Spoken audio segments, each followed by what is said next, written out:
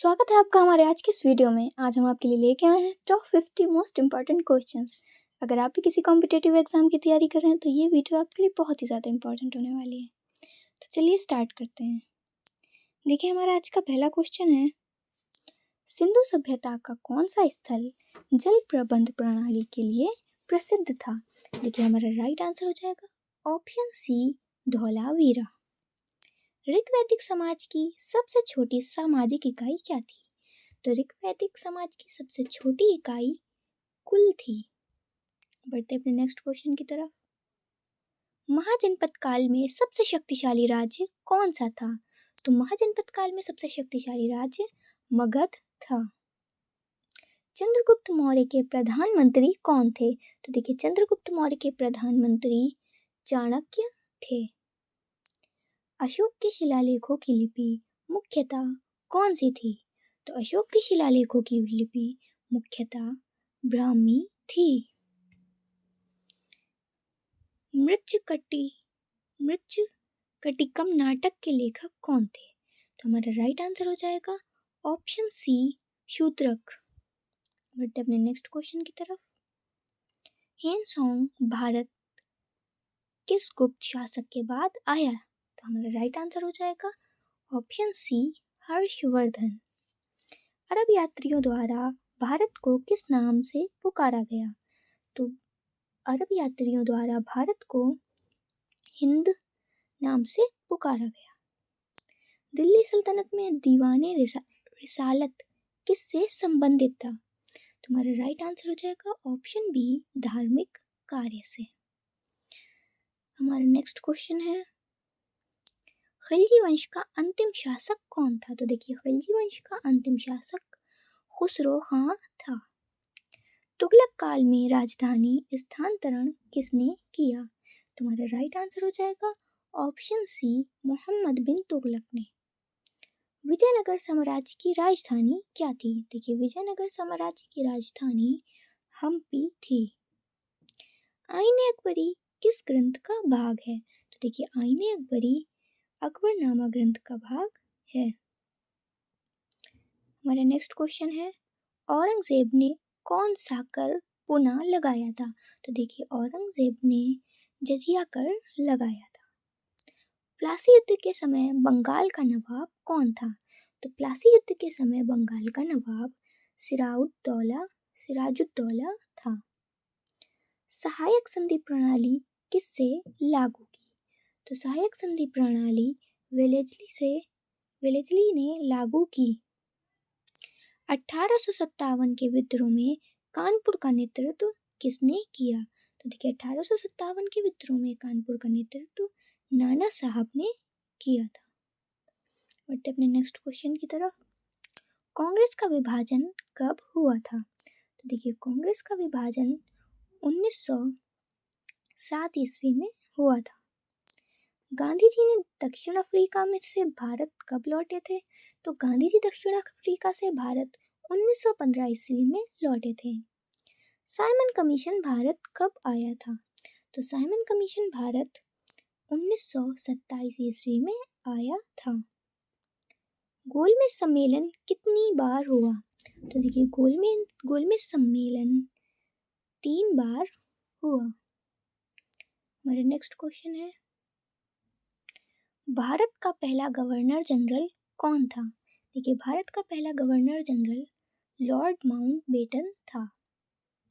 भारतीय संविधान सभा का गठन किस योजना के तहत हुआ? तो भारतीय संविधान सभा का गठन कैबिनेट मिशन के तहत हुआ। भारतीय संविधान में कितनी अनुसूचियां हैं? तो देखिए, भारतीय संविधान में 12 अनुसूचियां हैं।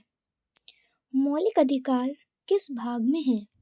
हमारा राइट आंसर हो जाएगा ऑप्शन बी, भाग 3 में। अब हमारे भूगोल के क्वेश्चन स्टार्ट हो चुके हैं। हमारा पहला क्वेश्चन है, भारत की सबसे लंबी नदी कौन सी है? तो भारत की सबसे लंबी नदी गंगा नदी है। हिमालय का विस्तार किन दो नदियों के बीच है? तुम्हारा राइट आंसर हो जाएगा ऑप्शन बी, सिंधु और ब्रह्मपुत्र। भारत में सर्वाधिक लौ अयस्क उत्पादन वाला राज्य कौन सा है? हमारा राइट आंसर हो जाएगा ऑप्शन ए ओडिशा। हमारा नेक्स्ट क्वेश्चन है, मानसून की वर्षा मुख्यतः किस कारण होती है? तो मानसून की वर्षा मुख्यतः दाब भिन्नता के कारण होती है। भारत का सबसे बड़ा नदी बेसिन कौन सा है? हमारा राइट आंसर हो जाएगा ऑप्शन ए गंगा। पश्चिमी घाट का दूसरा नाम क्या है? देखिए, पश्चिमी घाट का दूसरा नाम सह्याद्री है। लोकटक झील किस राज्य में है? हमारा राइट आंसर हो जाएगा ऑप्शन बी मणिपुर में। अपने नेक्स्ट क्वेश्चन की तरफ, भारत में सबसे अधिक वर्षा वाला स्थान कौन सा है? देखिए, भारत में सबसे अधिक वर्षा वाला स्थान मैसिनराम है। काली मिट्टी मुख्यतः किस फसल के लिए उपयुक्त है? तो देखिए, काली मिट्टी मुख्यतः कपास के लिए उपयुक्त है। भारत की सबसे बड़ी खाड़ी कौन सी है? देखिए, भारत की सबसे बड़ी खाड़ी बंगाल है। भारत में सर्वाधिक चावल उत्पादन वाला राज्य कौन सा है? तो देखिए, भारत में सर्वाधिक चावल उत्पादन वाला राज्य जो है वो पश्चिम बंगाल है। और नेक्स्ट क्वेश्चन है, रेड कॉरिडोर किससे संबंधित है? तो देखिए, रेड कॉरिडोर नक्सल प्रभावित क्षेत्र से संबंधित है।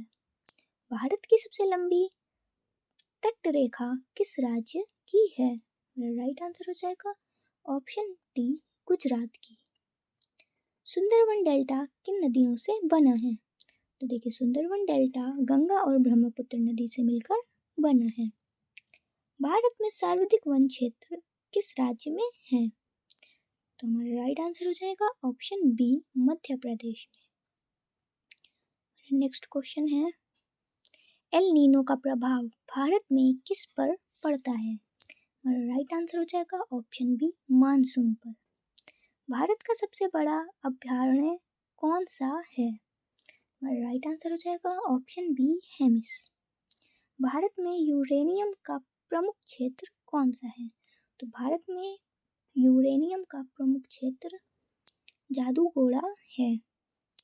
कच्छ का रण किस प्रकार की भूमि है? तो देखिए, कच्छ का रण दलदली खाड़ी प्रकार की भूमि है।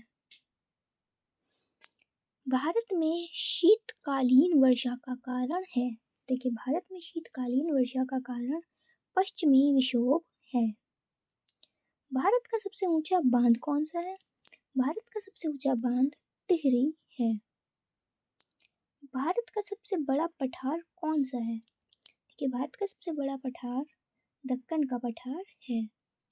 ग्रीन रेवोल्यूशन का संबंध किससे है? देखिए, ग्रीन रेवोल्यूशन का संबंध कृषि से है। हमारा नेक्स्ट क्वेश्चन है, भारत में भूकंप की दृष्टि से सबसे संवेदनशील क्षेत्र कौन सा है?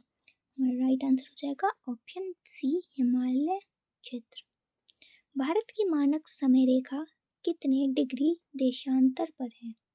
इसका आंसर आप लोग कमेंट बॉक्स में बताइएगा। अगर आप लोगों को इसी तरीके की और भी वीडियोस देखनी है तो हमारे चैनल को सब्सक्राइब करना बिल्कुल ना भूलिएगा। तब तक के लिए मिलते हैं नेक्स्ट वीडियो में। Thanks for watching.